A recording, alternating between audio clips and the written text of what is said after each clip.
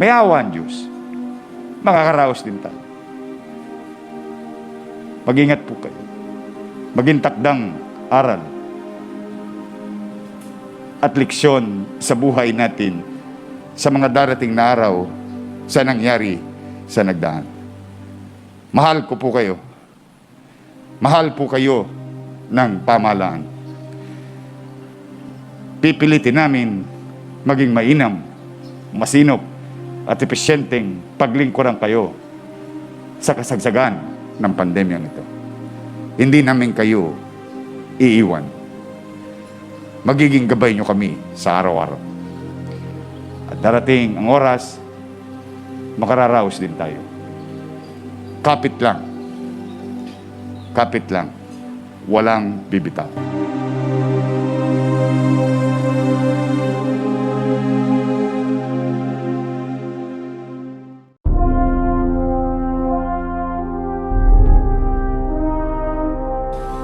We are gathered here today on the 3rd day of February to mark the 76th anniversary of the Battle of Manila.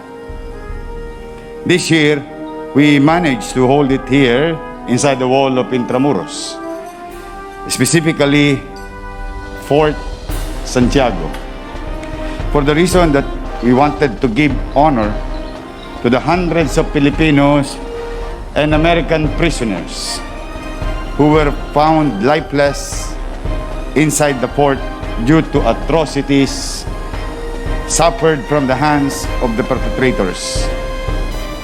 We would also like to extend our gratitude to the Intramuros administration, headed by Attorney Guillermo Acido and his family, NIA, for being such a gracious host and lending us a hand in making this commemoration possible. Intramuros, ladies and gentlemen, has so many stories to tell us. These walls around us were witness to significant chapters of our nation's history. From the time of the colonization, where it became the seat of power, to the time of our national hero being incarcerated before and being shot at Bagong Bayan, to being the mighty fortress in the Second World War. If only these walls could talk, they can share with us the gloomy and victorious experiences we had then that made us Filipinos to what we are at present. This is why I am encouraging everyone that once this pandemic is over, let us again visit these treasured walls. That is a mirror of how we evolved from once a battered colony to a modern-day living museum, where we can experience the merging of the city enriched in culture and history, and yet able to keep up with the challenges of the modern-day economy. 76 years ago, the epic battle that saw the triumph of the defenders of freedom and democracy and led to the liberation of the capital city transpired. Thousands of lives were lost for the sake of the ultimate freedom that Filipinos yearn for in more than 3 centuries. Aside from the loss of lives were the loss of public and private properties, government facilities. Even the fortified walls of this fort were not spared.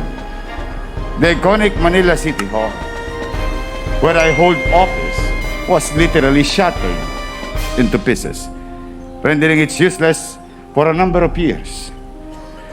We were practically crippled to our knees, and it seemed like it would be impossible for the city to recover from such devastation, which was second to Warsaw, Poland, as historians saw it when the smoke cleared.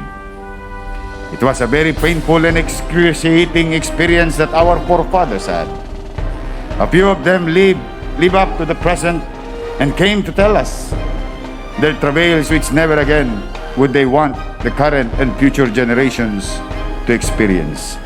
Never again would our forefathers, fought with the guardians of freedom, want to witness devastations and wanton disregard to the basic rights of human rights. The loss of lives and properties resulting to the greed for power, and world domination taught us valuable lesson, and that is for civilization to progress, only cooperation and amity among nations would be the ultimate key to global development and advancement. Ladies and gentlemen, in this day of technology and rapid urbanization, armed conflict may be a thing of the past and is a grave mark of uncivilized societies. But the challenges remain the same. We may not be threatened by a war against nations, but the battle that we have at present is a battle for survival against a dreaded virus. This is a challenge that all of us, as a community of peace, love, and enlightened economies, is facing. We now have in our midst battalions of doctors, regiments of nurses, brigades of health workers, and platoons of frontliners who are risking their lives and limbs for the sake of the virus to be contained, not to spread further. They are no different to the heroes of the past. They also have done so much sacrifice for the sake of our safety and our country. Dangers they are facing is tantamount to loss of life, as we witness occurred already. This is why we are giving recognition to heroes of the past, and I am rendering my snappy salute to all of the health workers who lost their lives in the fight against COVID-19. No amount of thanks and gratitude could equal the act of patriotism that you have done for the sake of our fellow countrymen. The city and every Batang Maynila will always be proud of you. This is also the opportune time for me, as your mayor, to continuously remind each and everyone that the government cannot do it on its own. Even if the vaccine is just within our reach, even with the continued enforcement of quarantine restriction, we should still take utmost care of ourselves. The self-care that we practice is an expression of love that we have for our family and loved ones, and even to our country. Self-preservation in these trying times is protecting the lives of persons dear to us. Please, my fellow Manileños, my fellow Filipinos, let us give our help and support to the government in the fight against this virus. And soon, I am firm in my belief that just like what the war that we had experienced 76 years ago, we will all come up as victors. This country and our city will be strong again as ever. The lessons we had from acrimonious experiences may be a bitter pill for us to swallow. The war, the pandemic, and all other unfortunate events in our history. But these are the significant chapters of our lives that taught us valuable lessons as a person, as a country, and as a community of nations.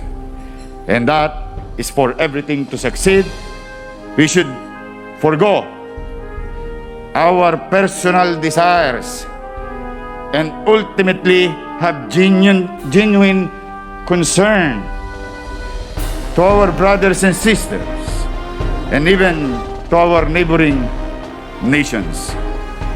As we all embrace the drift towards globalization, we should also have a grip of the reality of the need to take care of each other. And with God's help, we will all succeed.